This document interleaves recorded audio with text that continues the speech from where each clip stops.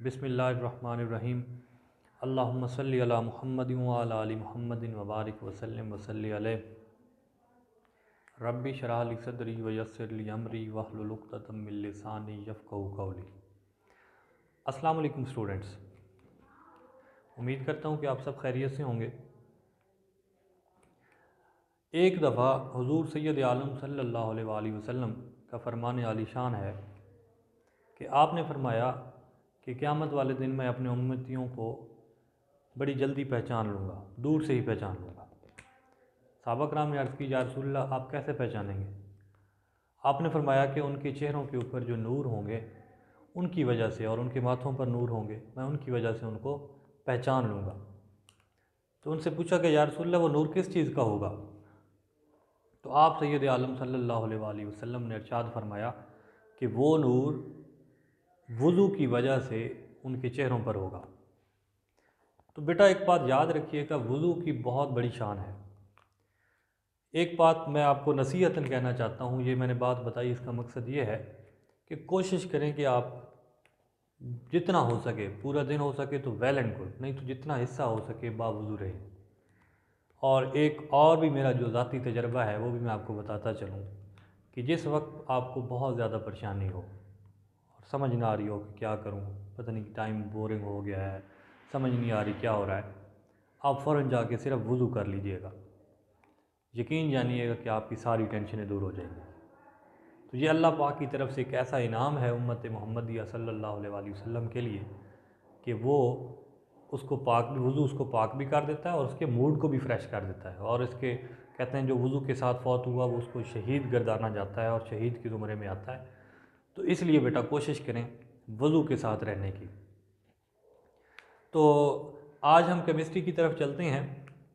Last time हमने chapter number 4 के liquid वाले चैप्टर की एक्सरसाइज को डिस्कस किया था।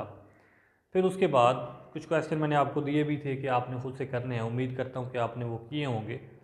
तो आज हम चैप्टर नंबर 4 के सॉलिड पोर्शन की एक्सरसाइज करने जा रहे हैं। तो एक शॉर्ट सिलेबस है चूँकि, तो उसी के मुताबिक ही हमने चलना है। तो शॉर्ट सिलेबस के मुताबिक क्वेश्चन नंबर 1 को जब हम देखते हैं तो उसके अंदर MCQs आते हैं, और MCQs आपने सारे नहीं करने, जो मैं आपको करवा रहा हूँ आपने वही करने हैं। आइए जी बिस्मिल्लाह करते हैं। क्वेश्चन नंबर 1 की जुज़ नंबर 2 से आपने स्टार्ट करना है MCQs की। आइए पढ़ते हैं और फिर उसको मज़ीद डिस्कस करते हैं। पहला क्वेश्चन है जी, एमॉर्फस सॉलिड्स। एमॉर्फस सॉलिड इनमें से कौन से हैं या इनकी प्रॉपर्टीज़ क्या हैं, नीचे दी गई हैं। ए पॉइंट है हैव शार्प मेल्टिंग पॉइंट।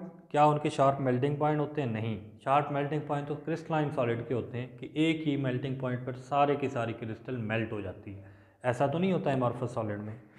दूसरी बात, undergoes clean cleavage which cut with knife. जब इनको एक नाइफ के साथ की जाती है तो इनकी क्लीवेज क्लीन होती है कि मतलब एक ख़ास प्लेन के अंदर इनको काटा जाए। तो ये भी क्लीवेज किसकी प्रॉपर्टी है? क्रिस्टलाइन सॉलिड की। तीसरी बात है ये have properties have perfect arrangement of atoms. क्या ऐसा होता है? नहीं, ऐसा भी नहीं होता। परफेक्ट एटम अरेंजमेंट नहीं होती, वो सिर्फ किस में होती है? क्रिस्टलाइन सॉलिड के अंदर। डी है जी, can possesses small region of orderly arrangement of atoms. कि वो छोटे छोटे ऐसे पोर्शन रखते हैं कि जिनके अंदर एटम एक ख़ास तरतीब के साथ होते हैं, और उनका क्या नाम था? Short range order. क्या नाम था जी? Short range order. तो ये डी ऑप्शन ठीक है। वाकई ये एमॉर्फस सॉलिड के अंदर लॉन्ग रेंज ऑर्डर नहीं होते बल्कि शॉर्ट रेंज ऑर्डर होते हैं। थोड़े थोड़े वक्फे के बाद थोड़े थोड़े एटम्स एक ख़ास तरतीब से मिलते हैं, बाकी सारे बेतरतीब होते हैं। तो इसका डी ऑप्शन ठीक है। क्वेश्चन नंबर 1 की थर्ड यूज है जी, the molecule of carbon dioxide in dry ice form दी। कि कार्बन डाइऑक्साइड ड्राई आइस की फॉर्म के अंदर क्या बनाता है? नंबर 1 है जी आयनिक क्रिस्टल। आयनिक क्रिस्टल तो आयंस के मिलने से बनती है। फिर उसके बाद है जी कोवेलेंट क्रिस्टल्स। कोवेलेंट क्रिस्टल्स भी कोवेलेंट मालिक्यूल्स के मजबूती से के साथ मिलने से बनती है, जिस तरह हमने देखा था डायमंड को। डायमंड का अगर आप स्ट्रक्चर देखेंगे कि तो उसके अंदर कोवेलेंट बॉन्ड पाया जाता है सारे का सारा, तो वो कोवेलेंट क्रिस्टल के अंदर आता है। फिर उसके बाद है जी मालिक्यूलर क्रिस्टल। फिर उसके बाद है एनी टाइप ऑफ क्रिस्टल। तो एनी टाइप ऑफ क्रिस्टल तो ठीक नहीं हो सकता, एक ही ऑप्शन आपके पास बचता है क्वेश्चन नंबर 3 का, और वो है मालिक्यूलर क्रिस्टल, क्योंकि carbon dioxide is a molecule, तो ये मालिक्यूल एक दूसरे के साथ मिलकर रहते हैं तो मालिक्यूलर क्रिस्टल बनाते हैं, तो ऑप्शन सी करेक्ट है।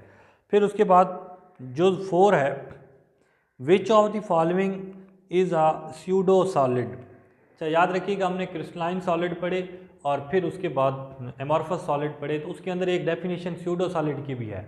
स्यूडो सॉलिड से मुराद ये मुकम्मल तौर पर एमॉर्फस नहीं होते, स्यूडो से मुराद है कि कुछ शक्ल इनकी क्रिस्टल जैसी होती है लेकिन अरेंजमेंट इनकी एमॉर्फस जैसी होती है।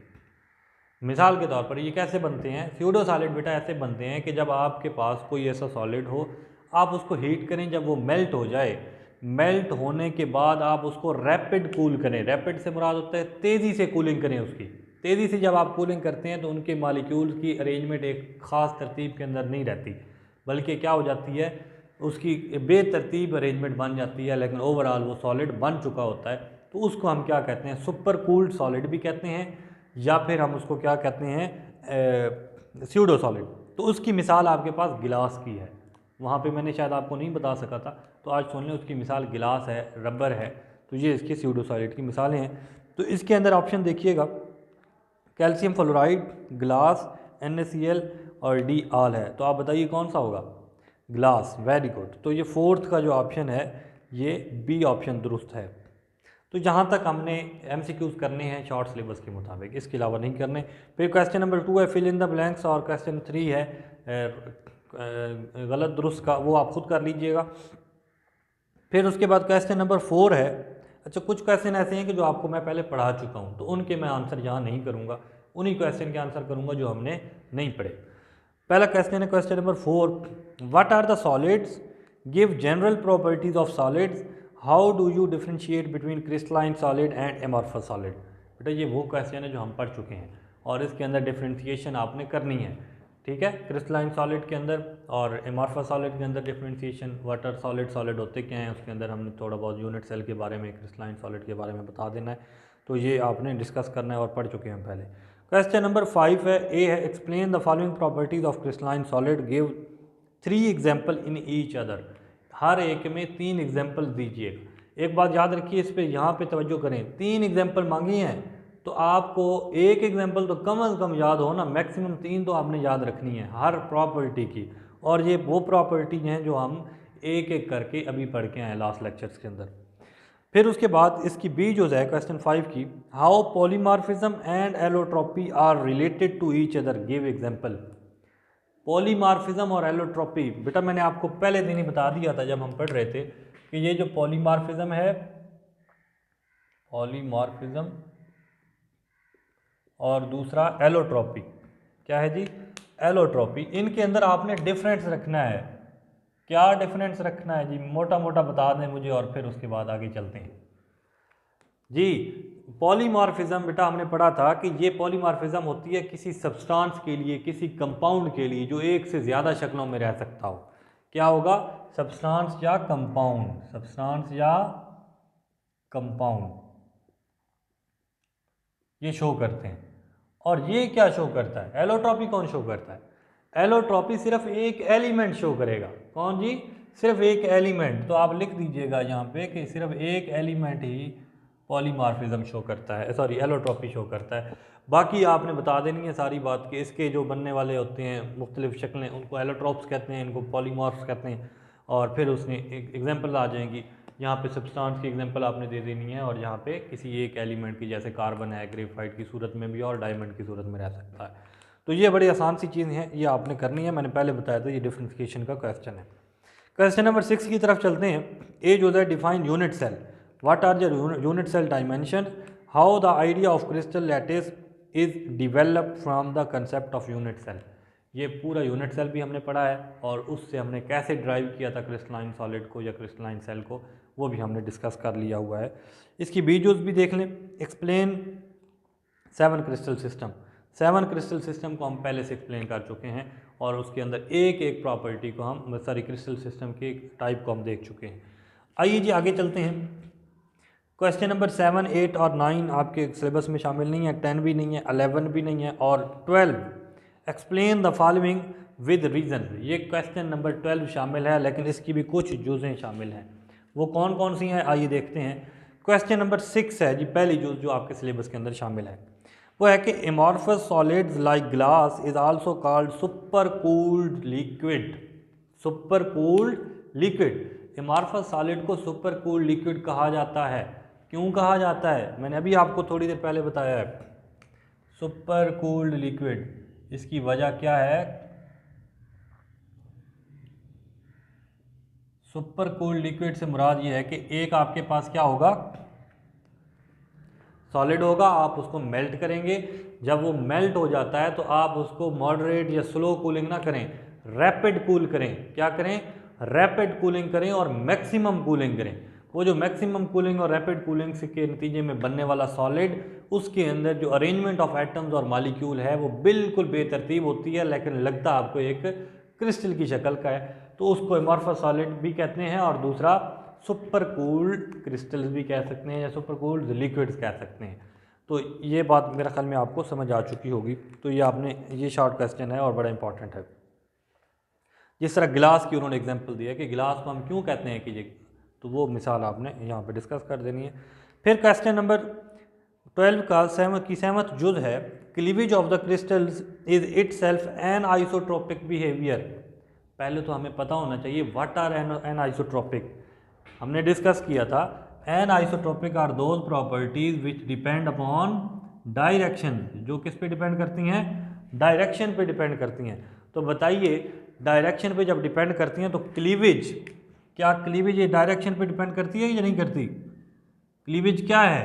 क्लीवेज कहते हैं कि किसी भी क्रिस्टल को आप ऐसे डिवाइड करें कि वो दो बिल्कुल एक दूसरे के इमेज क्लियर बन जाएं। क्या बन जाएं? इमेज क्रिस्टल्स बन जाएं, बिल्कुल एक दूसरे के एक साथ एक जैसे ही। जिस तरह मैंने कहा था हम सेंटर से क्लीवेज करें तो एक जैसे हिस्सों के अंदर हम डिवाइड हो जाते हैं, तो यहाँ पे भी क्लीवेज वही है।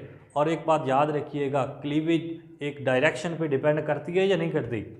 जी करती है। क्या मतलब करती है? डायरेक्शन पे डिपेंड कैसे करती है? अब मैं आपको, क्रिस्टल तो है नहीं मेरे पास, यहाँ से आपको मिसाल देने लगा हूँ। अगर मैं सेंटर से ऐसे करके हम इंसान को काटें तो वो क्लीव होगा, दो बराबर हिस्सों में तकसीम होगा। अगर हम ऐसे करके काटें, ऐसे करके, तो क्या बराबर हिस्सों में तकसीम होगा? कभी भी नहीं होगा। ठीक है, तो एक साइड पे नाक आ जाएगा, पिछली साइड पे कोई नाक नहीं है, तो ये बराबर हिस्से ना नहीं हुए। तो एक खास डायरेक्शन पे जब ये डिपेंड कर रही है प्रॉपर्टी क्लीवेज की, तो it is also an isotropic property. तो ये आपने एग्जांपल के साथ एक्सप्लेन कर देना। फिर उसके बाद क्वेश्चन नंबर 12 की 8th जुज है जी, the crystal showing isomorphism mostly have the same atomic ratio. Isomorphism, iso से मुराद क्या आता है? Same, morphism morphology, same morphology होगी। वो कहता है कि ये डिपेंड करती है कि एटम के नंबर सेम हो। जी हाँ, नंबर सेम होंगे तो हमेशा क्रिस्टल सेम बनेगी ना। मिसाल के तौर पर ये दो हैं, AgNO3 सिल्वर नाइट्रेट और सोडियम नाइट्रेट NaNO3। अब ये दो केमिकली क्या हैं? मुख्तलिफ हैं, लेकिन इनके क्रिस्टल्स क्या बन रहे हैं? रोम्बोहेड्रल क्रिस्टल हैं, और ये दोनों एक ही टाइप के अंदर क्रिस्टल के अंदर रह सकते हैं, एक ही टाइप के क्रिस्टल बनाते हैं, रोम्बोहेड्रल, रोम्बोहेड्रल। अब क्या वजह है? इसलिए कि अब यहाँ पे देखिए, एटम की तादाद सेम होगी तो क्रिस्टल सेम बन सकते हैं। कभी भी एटम की तादाद अगर सेम नहीं होगी तो क्रिस्टल सेम नहीं बन सकते। यहाँ देखिए, ये एक एटम हो गया, ये 2 नाइट्रोजन और 3 ऑक्सीजन, कितने हो गए टोटल? कितने हो गए? ये भी एक है, सॉरी नाइट्रोजन भी एक है, 3 ऑक्सीजन है, ये टोटल 5 एटम हो गए। यहाँ पे भी देखिए, 1 सोडियम है, 1 नाइट्रोजन है और 3 ऑक्सीजन है, ये भी टोटल कितने हो गए? 5। तो एटम्स की तादाद बराबर होना लाजमी है, तभी ही एक क्रिस्टल की शक्ल के अंदर रह सकते हैं। ठीक है जी, ये बात आपको उम्मीद है कि समझ आ गई होगी। फिर उसके बाद नेक्स्ट है जी 9th one, the transition temperature is given by elements having allotropic form and compounds of polymorphism. के ट्रांजिशन टेम्परेचर की हमने डेफिनेशन कैसे की थी? Transition temperature is that temperature at which 2 allotropic form या 2 पॉलीमॉर्फिक फॉर्म कैन को exist with each other. एक दूसरे के साथ को एग्जिस्ट करती हैं एक ही टेम्परेचर के साथ, कि एक ही शक्ल में तब्दील हो जाती हैं। तो मुझे एक बात छोटी सी बताइए कि एलोट्रॉप्स भी वही चीज़ है, लेकिन सिर्फ क्या है, एलिमेंट्स एक से ज़्यादा शक्लों में पाए जाते हैं। उनका भी एक ख़ास टेम्परेचर होगा कि उस टेम्परेचर से ज़्यादा एक शक्ल रहेगी एलोट्रॉपी की और उस टेम्परेचर से कम दूसरी शक्ल रहेगी एलोट्रॉपी की। इसी तरह अगर हम कंपाउंड की बात करते हैं तो उसका भी ट्रांजिशन टेम्परेचर होता है। तो जब कंपाउंड की बात करेंगे तो हम कहेंगे ये पॉलीमॉर्फिक हैं और पॉलीमॉर्फिज्म का प्रोसेस है, और दूसरी का हमने क्या कह दिया था, एलोट्रॉपी का प्रोसेस है।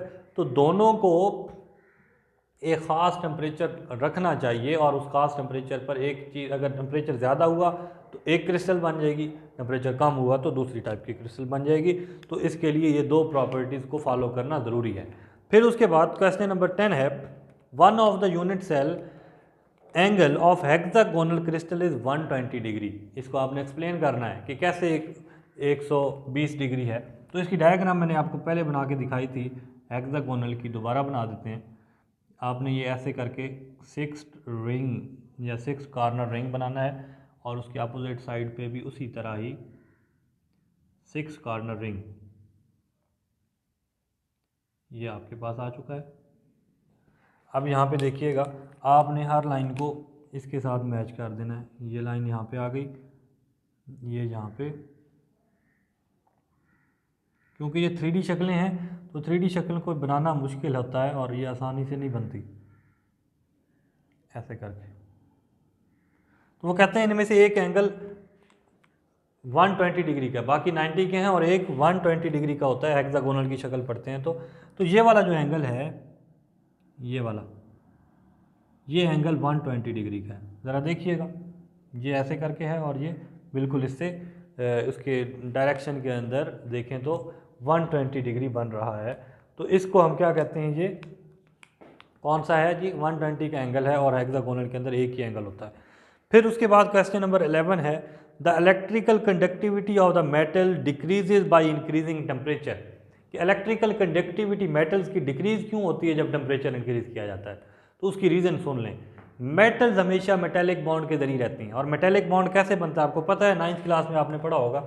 वो कहते हैं मेटल आसानी से इलेक्ट्रॉन दे देती हैं, जब आसानी से इलेक्ट्रॉन देती हैं तो इलेक्ट्रॉन का एक पूरा समंदर बन जाता है। क्या बन जाता है जी, पूरा एक समंदर सा बन जाता है। ये मैं आपको इलेक्ट्रॉन का समंदर बना के दिखा रहा हूँ, ठीक है। और वो कहते हैं जी जो पॉजिटिव न्यूक्लियाई हैं वो इनके दरमियान धंस के रहते हैं ऐसे करके, ये मेटालिक बॉन्ड की एक नेचर है। फिर वो कहता है कि जब टेम्परेचर बढ़ाएं तो इनकी इलेक्ट्रिकल कंडक्टिविटी कम क्यों हो जाती है, रीज़न सुनिएगा।